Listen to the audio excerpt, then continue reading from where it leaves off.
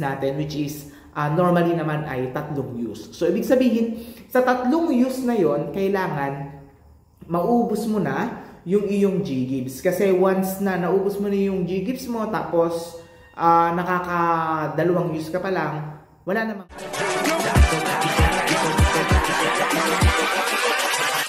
Hold up.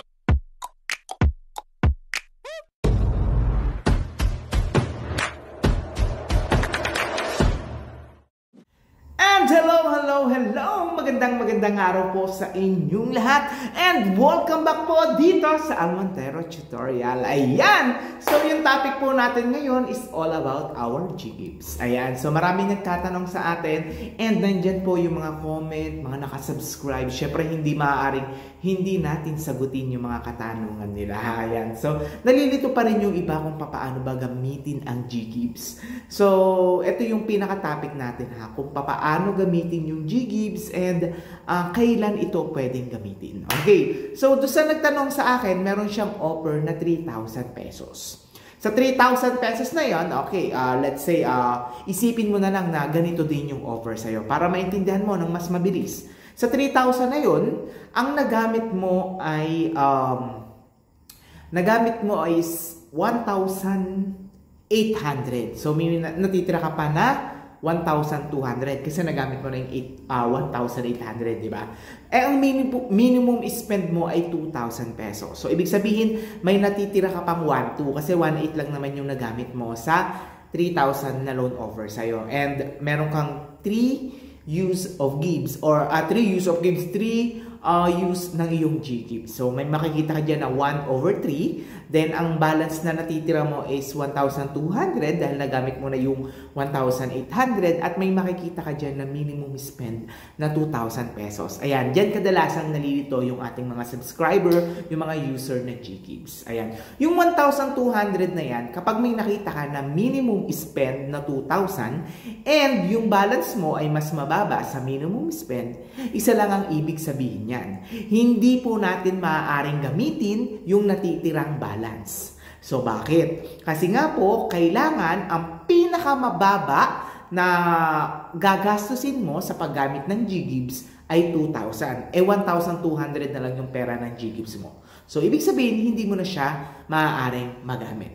Sir, ano po yung 1/3? Ayan, ano ba yung 1/3? Ibig sabihin, kunyari may offer ka na 3,000 pesos. So, ang kailangan mong gawin dyan is, kunyari may babayaran ka na worth 500 pesos. Ayan, kunyari nagamit mo na yung 500 pesos sa grocery store. Ayan, so may matitira kang 2,500. So, magiging 1/3 use of G-Gibbs na yan. And then, gumamit ka na naman ng 200 pesos. So, magiging 2/3 use of G-Gibbs na yan. And last, yung iyong, let's say, is 2,000 pesos. Kung magkano yung natira, 3/3. Ibig sabihin, yung 3,000 pesos na loan offer sa'yo, pwede mo siyang hati-hatiin into 3. Kung ang iyong G-Gibbs ay 3 use. Okay? So, ibig sabihin, kasi ino-offeran tayo dyan, hanggang 2 gamit, hanggang 3 gamit, hanggang 5 gamit. Ayan. So, yung mga hanggang 5 gamit,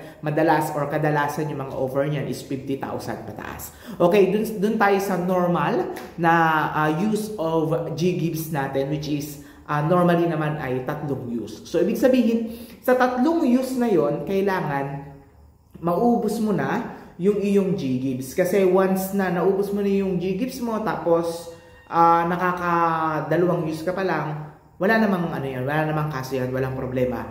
Pero ang kaso dito is kapag hindi mo pa nauubos yung G-Gibbs mo, halimbawa, ginagamit mo lang siya na 100, 200, ganon, hindi mo na magagamit pag naka 3/3 ka na. So, paano magagamit yung natitirang G-Gibbs mo? Ang mangyayari dyan is kailangan mong bayaran yung isang loan para mabawasan. So, halimbawa, naka 3/3 use of G-Gibbs ka na. So, ang mangyayari po dyan is kailangan mong bayaran yung isang loan. Let's say, gumamit ka ng 500 pesos. Bayaran mo yung 500 pesos para ma-fully paid itong isang loan na to and babalik siya sa 2/3 kung isa yung binayaran mo. Pero kung dalawa yung binayaran mo, magiging 1/3 yan.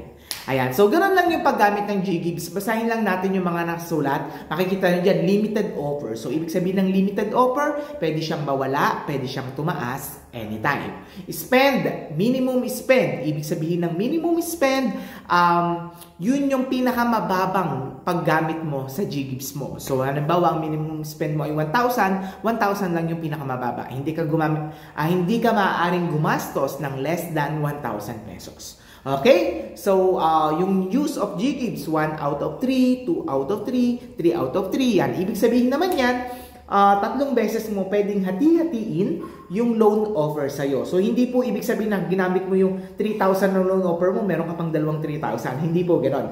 Hahatiin mo yung 3,000 mo sa tatlong paggamit. Hindi po 3 loan offer. Pero kadalasan kapag mga holiday, like December 25, ayan, February 14, mga ganyan, mga June 12, ayan, Mother's Day, ayan, nagkakaroon ng panibagong offer. Even na hindi mo pa natatapos or nagagamit yung iyong Ggigs, maaari kang dagdagan ng offer ni Ggigs. So, ganun lang po yun. So, ayan, sana po ay may natutunan kayo. So, mabilisang video lamang po ito. And sana po nasagot po ang iyong katanungan, ma'am.